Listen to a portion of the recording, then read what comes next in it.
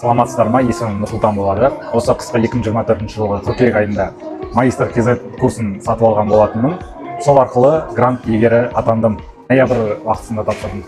Физика 77 балл жинадым. Менің жұмыс бойынша государственный болғаннан кейін маған магистратура дипломы керек болды.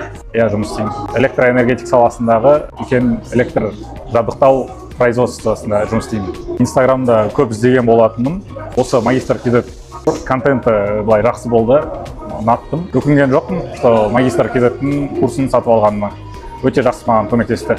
Мұғалімдер 24/7 ответ береді постоянно. Сопровождать етіп курстың басталған уақытысынан грантқа түскен уақытқа дейін, және де ағылшын курстары магистратура түскен бойдан кейін де жалғастырыла береді. Магистр KZ командасының көмегі өте қатты тиді. Қалай айтсам болады? Телеграмда курстары өте оңай түрде, әрқашан 24/7 ашып қарауға болады, және де запистер сохранить етіледі. Кез келген мұғалім магистр KZ мұғаліміне жазсан, әрқашан жауап қайтарады. Мен қыркүйек айында курсты сатып алдым.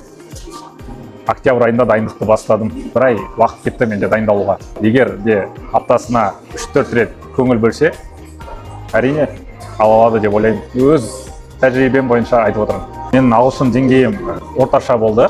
Магистр KZ арқылы спикингті мен жақсы үйренуге маған магистр KZ көмектесті. Және де қазіргі таңда мен университетке түссем де маған ағылшын курстары қазіргі уақытқа дейін оқытылуда. Биыл түсетін кеңес беретінім, жақсылап мамандықты таңдау керек, өзіне ұнайтын мамандықты.